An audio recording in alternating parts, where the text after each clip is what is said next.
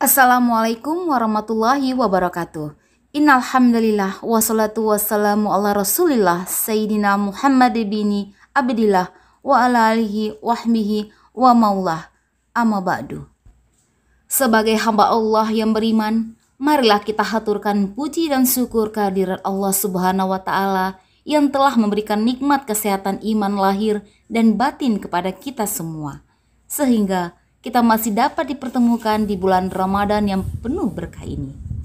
Salawat dan salam tidak lupa kita aturkan kepada junjungan kita Nabi Allah Muhammad SAW yang telah mengantarkan umat manusia dari peradaban hidup yang jahiliyah menuju pada peradaban hidup yang modern yang penuh dengan kemajuan ilmu pengetahuan dan teknologi seperti yang kita rasakan pada saat ini.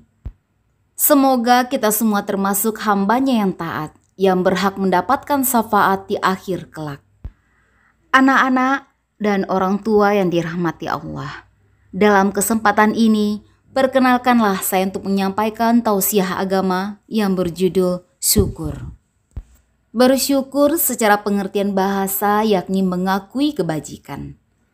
Ada istilah sakaratullah yang berarti mensyukuri nikmat Allah. Dalam arti lain, bersyukur mengandung makna berterima kasih kepada pihak yang telah berbuat baik atas kebajikan yang diberikannya. Lawan kata syukur adalah kufur, artinya mendustakan atau mengingkari nikmat Allah. Dia juga ingkar kepada tanda-tanda kekuasaan Allah. Adalah iblis yang berada di belakang layar munculnya sifat kufur. Itulah memang salah satu tujuan dari iblis, yakni menjauhkan manusia dari bersyukur. Lalu, bagaimana caranya agar kita pandai bersyukur? Ada dua perkara yang harus diutamakan. Pertama, mengenal nikmat, yakni menghadirkannya dalam hati dan meyakininya. Apabila seseorang hamba sudah mengenal nikmat, maka dia akan beranjak ke tahap berikutnya, ialah mengenal Tuhan yang memberi nikmat itu. Kedua, menerima nikmat. Dia sadar bahwa nikmat tadi bukan lantaran keberhakan mendapatkannya, tapi hanyalah karunia dan kemurahan Allah Subhanahu wa taala. Akhirnya, setelah memahami hakikat kedua hal itu, seorang hamba akan memuji Allah Subhanahu wa taala atas nikmatnya. Di dalam surah Al-Baqarah ayat 152 Allah berfirman, "Maka ingatlah kamu kepadaku, niscaya aku ingat pula kepadamu, dan bersyukurlah kepadaku, dan janganlah kamu mengingkari nikmatku."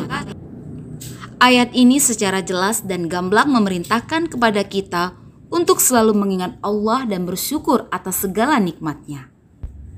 Kesyukuran pada hakikatnya merupakan konsekuensi logis bagi seorang manusia sebagai makhluk kepada Allah sebagai Khalik yang telah menciptakan dan melimpahkan berbagai nikmat yang tak terhingga. Terlebih lagi, bersyukur akan mendatangkan berbagai macam kebaikan dan kenikmatan lainnya.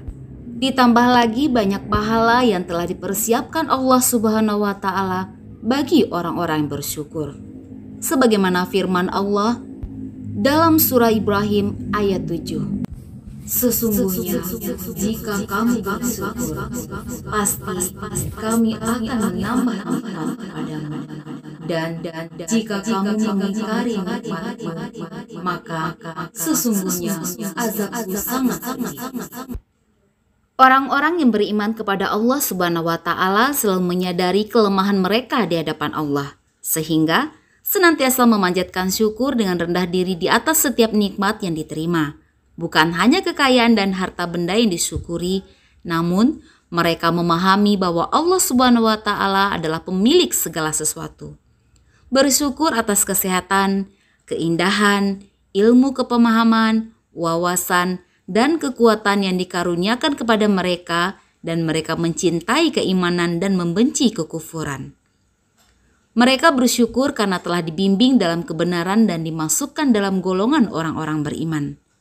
Pemandangan yang indah, urusan yang mudah, keinginan yang tercapai, berita-berita yang menggembirakan, perbuatan yang terpuji, dan nikmat-nikmat lainnya.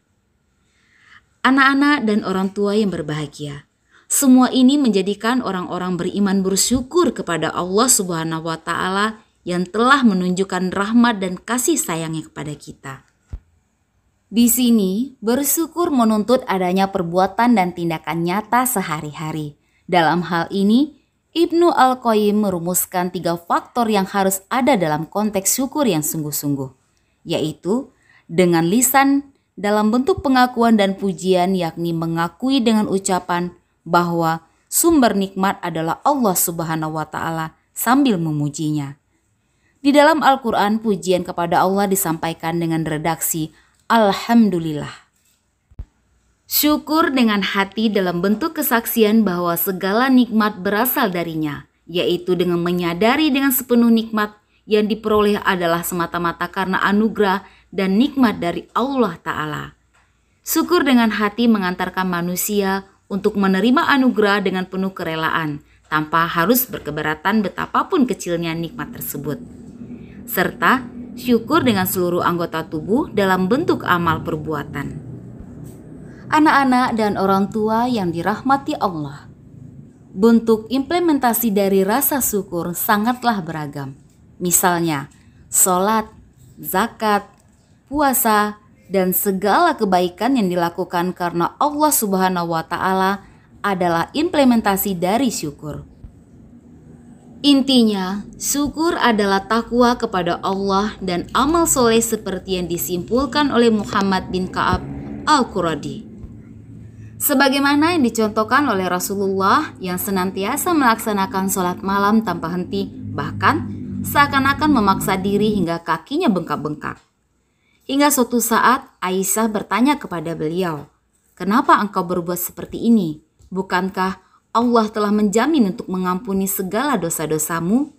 Rasulullah menjawab, "Tidakkah jika demikian aku menjadi hamba Allah yang bersyukur?" Hadis riwayat Al-Bukhari. Namun sayangnya kerap kali manusia terlupa dan tidak bersyukur atas karunia-Nya.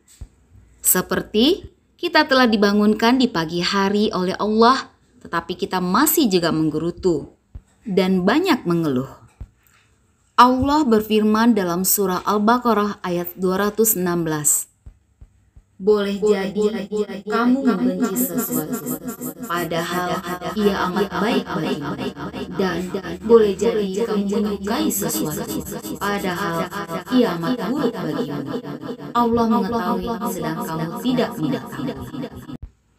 Semoga kita termasuk orang-orang yang dikaruniai iman yang kokoh, yang bisa menjadikan kita hamba yang senang bersyukur. Amin. Wallahu a'lam bishawab. Anak-anak dan orang tua yang dirahmati Allah, demikianlah tausiah singkat yang dapat saya sampaikan pada kesempatan ini. Semoga dapat bermanfaat bagi kita semua dan dapat kita aplikasikan dalam kehidupan sehari-hari. Lebih dan kurangnya mohon dimaafkan. Yang benar datangnya dari Allah Subhanahu wa Ta'ala, dan yang salah, khilaf atau keliru itu datangnya dari saya pribadi sebagai manusia biasa yang tidak pernah luput dari salah, khilaf, dan dosa. Akhirul kalam, subhanaka Allahumma wa bihamdika ashadu alla ilaha illa anta astaghfiruka wa atubu ilaik. Wallahul muwafiq illa aqwamit thoriq. Terima kasih. Wassalamualaikum warahmatullahi wabarakatuh.